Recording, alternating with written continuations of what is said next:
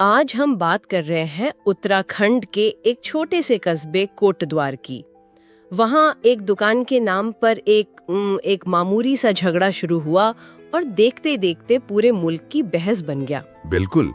और ये कहानी सिर्फ एक वाक़े की नहीं है, बल्कि इसमें हिम्मत, नफरत और हमारा जो इंसाफ का निज़ाम है, उस पर बहुत से सवालात उठते हैं।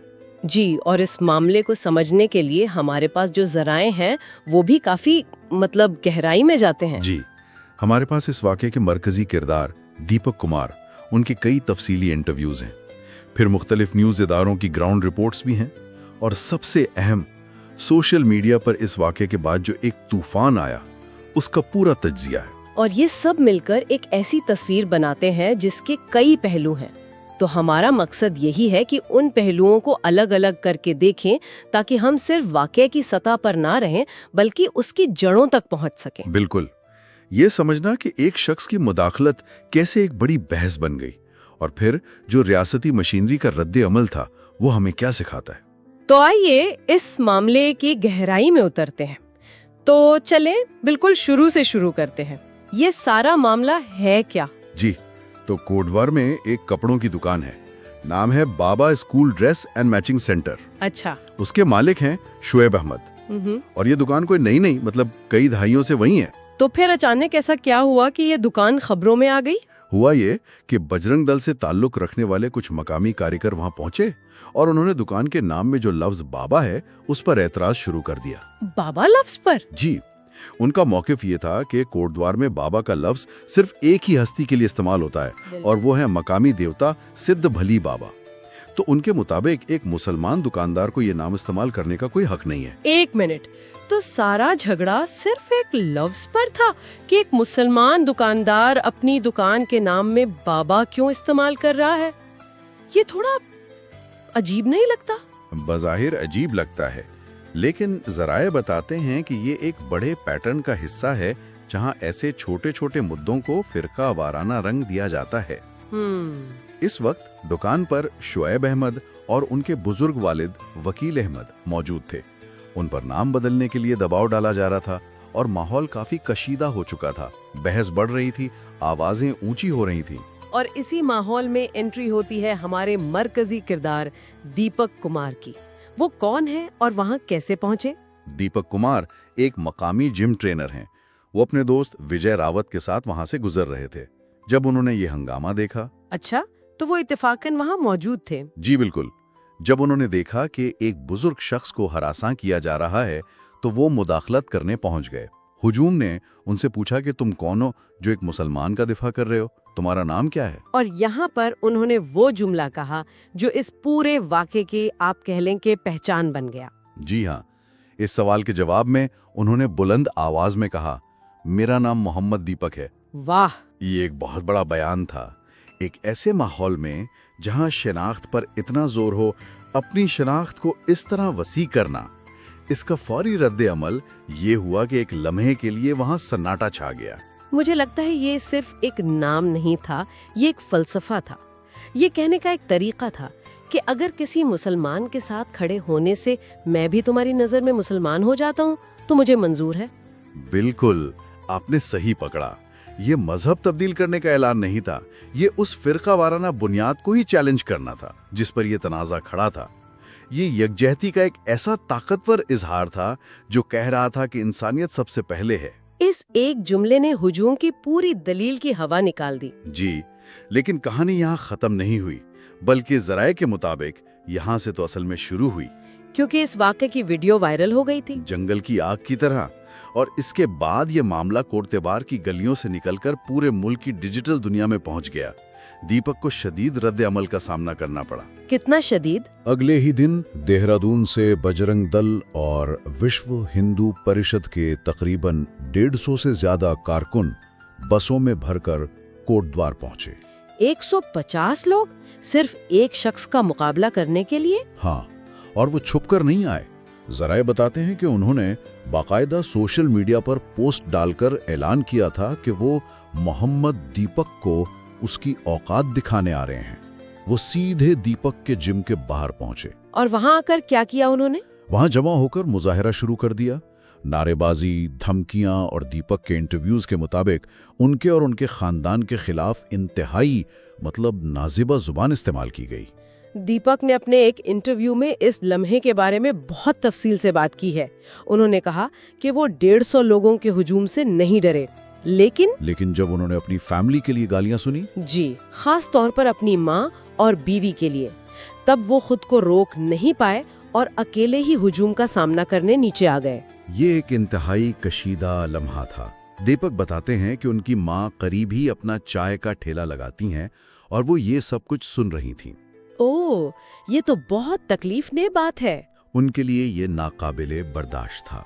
वीडियोस में भी देखा जा सकता है कि पुलिस उन्हें रोकने की कोशिश कर रही है, लेकिन वो गुस्से में हुजूम का सामना करने पर बज़िद हैं। और उसी दौरान पुलिस ने क्या किया? इसी दौरान पुलिस ने दीपक को उनकी हिफाजत के लिए हिरासत में ले लिया। तो एक तरफ दीपक को हुजूम से बचाने के लिए हिरासत में लिया गया, जो कि एक मंतकी कदम लगता है, लेकिन इसके बाद जो हुआ वो मंतक से बालातर था और इसी ने इस कहानी को एक बिल्कुल नई सिमत दे दी। जी, और यही वो नुक्ता है जहां ये वाकया एक मकामी झगड़े से बढ़कर रियासती मशीनरी के किरदार पर सवाल उठाता है। क्या हुआ था? हुआ ये कि पुलिस ने खुद दीपक कुमार और उनके दोस्त विजय रावत के खिलाफ FIR दर्ज कर ली। एक मिनट, क्या? ये बात को समझ नहीं आई। जिस शख्स ने एक बुजुर्ग को हुजूम से बचाया और फिर खुद एक मुश्तिल हुजूम का सामना किया, उसी पर पुलिस ने मुकदमा दर्ज कर दिया। जी हाँ। जरा इसकी क्या वजह बताते हैं? ये तो उल्टा इंसाफ हुआ। यही इस कहानी का सबसे हैरानकुन पहलू है। उन पर इल्जाम लगाया गया कि उन्होंने हुजूम में से किसी शख्स के 3000 रुपए, एक घड़ी और एक मोबाइल फोन चोरी कर लिया है। चोरी का इल्जाम? जी, चोरी का। और दूसरी तरफ जो 150 से ज्यादा लोगों का हुजूम घंटों तक जमा के बाहर हंगामा करता रहा, धमकियां देता रहा, उनके खिलाफ जो FIR दर्ज हुई, हाँ, वो नामालूम अफराद के खिलाफ थी। नामालूम अफराद, जबकि इनमें से कई लोग अपनी शनाख्त खुद बता रहे थे, वीडियोस में उनके चेहरे साफ नजर आ रहे थे और वो बाकायदा ऐलान करके आए थे। ये कैसे मुमकिन है? ये महज इत्तफाक नहीं लगता, बल्कि ये जाहिर करता है कि इंसाफ का तराजू किस तरह ताकत के दबाव में झुक सकता है। मतलब आप सियासी असर रसूख की तरफ इशारा कर रहे हैं? जराए इसी तरफ इशारा करते हैं। एक तरफ दीपक और विजय, जिनके पीछे कोई सियासी ताकत नहीं थी, उन पर फौरी तौर पर एक कमजोर बुनियाद पर FIR दर्ज की गई। दूसरी तरफ हुजूम में शामिल कुछ अफराद की शनाख्त मकामी BJP यूथ विंग के ओहदेदारों के तौर पर की गई। अच्छा। एक नाम जो बार बार सामने आया वो सौरभ नोडियाल का है, जो भारतीय जनता युवा मोर्चा के जिले सदर हैं।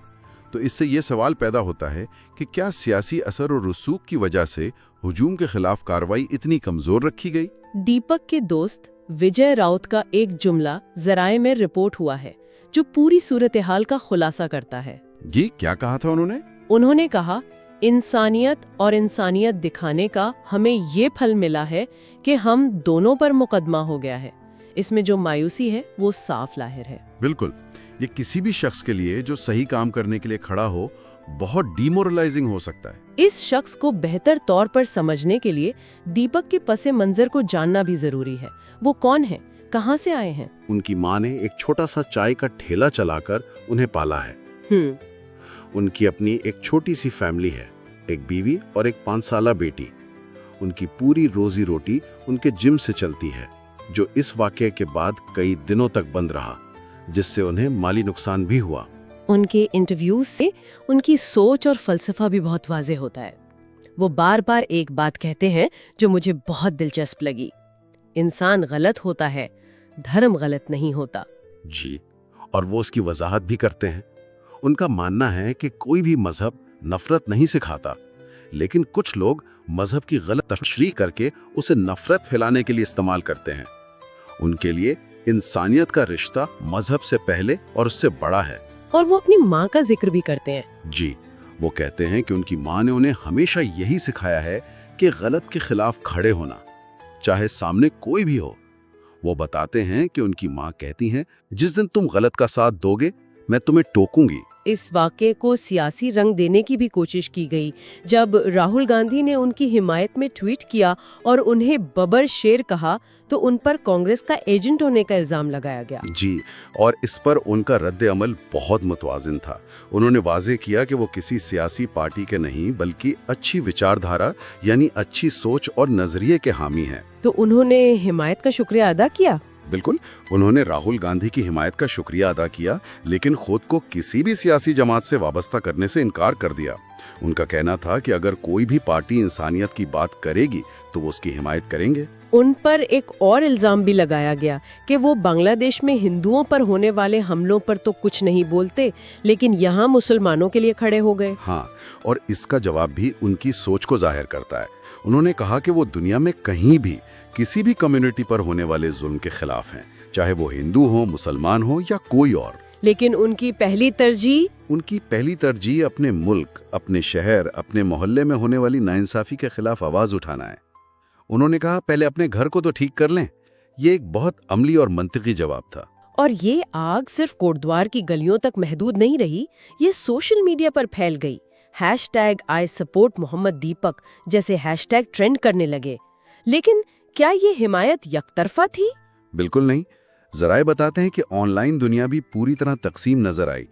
एक तरफ हजारों लोग जिनमें हिंदू और मुसलमान दोनों शामिल थे दीपक को असरे हाजिर का हीरो और नफरत के खिलाफ उम्मीद की किरण करार दे रहे थे। इनकी माली मदद के लिए भी मुहिम चलाई गई थी, है ना? जी, ऑनलाइन मुहिम चलाई गई, लेकिन दूसरी तरफ एक बहुत मनज़्ज़म मुहिम भी चलाई गई जिसमें उन्हें गद्दार और हिंदू मुखालिफ कहा गया। उनके खिलाफ नाजीबा ट्रोल्स की एक फौज मुतहर्रिक हो गई। तो जमीनी तनाज़ो एक कौमी नजरियाती बहस में बदल गया। बिल्कुल, ये सिर्फ एक शख्स की बहादुरी की कहानी नहीं रही, ये इस बात की भी कहानी बन गई कि जब कोई शख्स नफरत के खिलाफ खड़ा होता है तो माशरा और रियासत उसके साथ क्या सलूक करते हैं। आपने बिल्कुल सही कहा। ये वाकया शहरी जुर्रत यानी सिविक करज की एक मिसाल है, लेकिन साथ ही ये दाएं बाजू की तंजीमों के बढ़ते हुए असर और रसूख और रियासती मशीनरी के रद्द अमल पर भी संगीन सवालात उठाता है। और ये सोचने पर मजबूर करता है कि जो लोग अक़लियतों के हक में खड़े होते हैं उनका अंजाम क्या होता है। क्या उन्हें निज़ाम की तरफ से तहफ़्फ़ुज़ मिलता है या उन्हें ही कुर्बानी का बकरा बना दिया जाता है। इस पूरे मामले में पुलिस का किरदार बहुत से लोगों के लिए शदीद तशवीश का बायस बना। यकीनन। तो खुलासा ये है कि एक दुकान के नाम जैसे छोटे से तनाज़े से शुरू होने वाली बात एक शख्स की गैर मामूली हिम्मत, सोशल मीडिया की ताकत और निज़ाम इंसाफ पर उठने वाले सवालात की वजह से एक कौमी मसला बन गई। जी, इसने हमारे मुआशरे में मौजूद फ़िरका वाराना कशीदगी को आईने की तरह साफ दिखा दिया है। बिल्कुल, ये ज़राए हमें एक फ़र्द का मौक़िफ़ दिखाते हैं जो इंसानियत के लिए खड़ा होता है, लेकिन साथ ही उसके खिलाफ मुतहर्रिक होने वाला एक बड़ा और मुनज़्ज़म हुजूम भी दिखाते हैं। और ये हमें सोचने के लिए एक बहुत अहम सवाल दे जाता है। समाजी तनाज़ुआत के ऐसे लम्हात में ये कौन तय करता है कि एक फ़र्द की आवाज़ गालिब आएगी या हुजूम का दबाव? और इस नाजुक तवाज़ुन को कायम करने या बिगाड़ने में रियासत का असल किरदार क्या होता है?